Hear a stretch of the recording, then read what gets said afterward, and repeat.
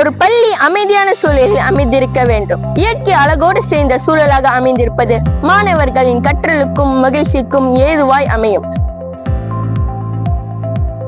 நமது வாழ்நாளில் மறக்க முடியாத பல அனுபவங்களையும் பல நினைவுகளையும் பாடங்களையும் கற்றுத்தரும் புனித இடம் பள்ளிக்கூடம். வணக்கம், நான் STDT தொலைக்காட்சியிலிருந்து கந்தன் அழகேஷ்.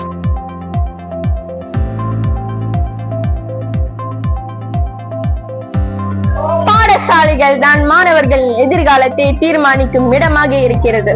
வாழ்க்கைக்கு அவசியமான கல்வியையும் நல்ல பழக்க வழக்கங்களையும் கற்றுக்கொள்கின்ற இடம். நல்ல நண்பர்கள், மகிழ்ச்சியான விளையாட்டு என கவலைகள் இல்லாத உலகம். இந்த புனிதமான இடம் தூய்மையாக இருக்க வேண்டியதன் மிகவும் அவசியமாகும். தூய்மை இருக்கின்ற இடத்தில் தான் கல்வி தெய்வம் ஆகிய கலைமகள் குடிக்கொள்வாள் என்பது அனைவரும் அறிவர். ஆதலால் கல்வி கூடங்கள் எப்பொழுதும் தூய்மையாக இருக்க வேண்டும். அப்போதுதான் மாணவர்கள் மனதில் நல்ல எண்ணங்கள் உருவாகும். பள்ளி கூடத்தை சுத்தமாக வைத்துக் கொள்வது பள்ளி நிர்வாகம், பள்ளி ஆசிரியர்கள், மாணவர்கள், பள்ளி பணியாளர்கள், பெற்றோர் ஆசிரியர் சங்கம், பெற்றோர்களின் கடமையாகும். ஆகையால் தான் பள்ளிகளில் கூட்டுறவு பணி அமுல்படுத்தப்படுகிறது.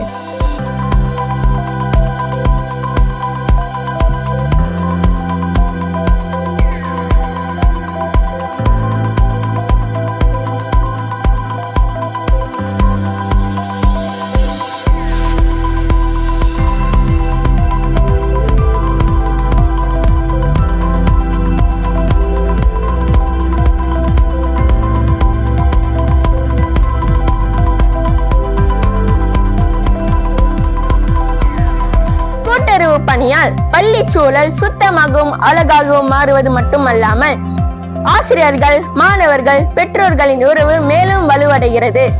இதையொட்டி நாம் ஆசிரியர்கள், மாணவர்கள், பெற்றோர்களின் கருத்துக்களை கேட்போம். உதாரணம் எடுத்துக்கிட்டீங்கன்னாக்கா, நம்மளுக்கு முதன்மை கழிவறை.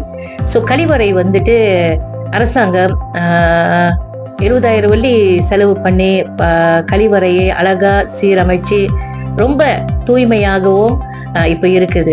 மாணவர்கள் இப்ப பள்ளிக்கூடத்துக்கு வரும்போது அவங்க சிரமப்படாமல், முன்பு பிள்ளைங்க கழிவறை போறதுக்கே சிரமப்படுவாங்க. ஆனா இப்பொழுது மாணவர்கள் கழிவறைக்கு போகிறதுக்கு சந்தோஷமா போயிட்டு வர்றாங்க.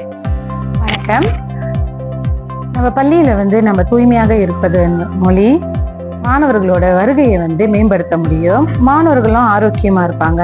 எடுத்துக்காட்டுக்கு பள்ளியில நம்ம செய்யற துப்புரவு பணி, சாயம் பூசுதல், புது வகையா செடிகள் நடுதல், களை எடுத்தல், தூய்மைப்படுத்துதல், இந்த மாதிரி செய்யறதுனால பள்ளிக்கூடம் பார்ப்பதற்கு அழகாகவும் தூய்மையாகவும் இருக்கும். அது மாணவர்களை மன ரீதியா பள்ளிக்கு வருவது ஆர்வமூட்டும்.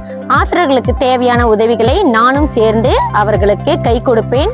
தூய்மைப்படுத்துவதற்கும் சுத்தம் செய்வதற்கும் மேலும் அதற்கு பிறகு அழகுபடுத்துவதற்கும் பல உதவிகளை நாங்கள் அவ்வப்போது செய்து கொண்டே தான் இருக்கின்றோம்.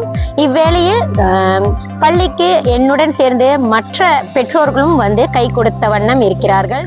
வணக்கம், என் பெயர் திவ்யா லோகா. நம்முடைய பள்ளி சுத்தமாகவும் அழகாகவும் இருப்பதனால் பள்ளி மாணவர்கள் பள்ளிக்கு ஆர்வத்துடன் வருகிறார்கள்.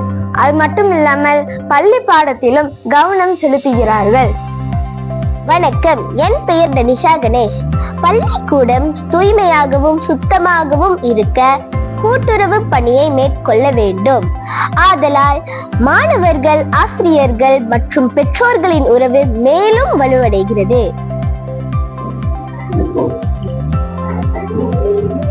பள்ளிக்கூடத்தில் ஒரு மாணவன் எவ்வாறு தூய்மையை கற்றுக்கொள்கிறானோ அது போலவே எதிர்காலத்தில் இந்த சமூகத்திற்கும் பங்காற்றவிருக்கிறான். எனவே பள்ளிகள் தூய்மையாக இருக்க வேண்டும். இதனூடாக எதிர்காலத்தில் மலேசியா தூய்மையின் அடையாளமாக இருக்கும். இத்துடன் விடைபெறுகிறேன். நான் கந்தன் அழகேஷ்.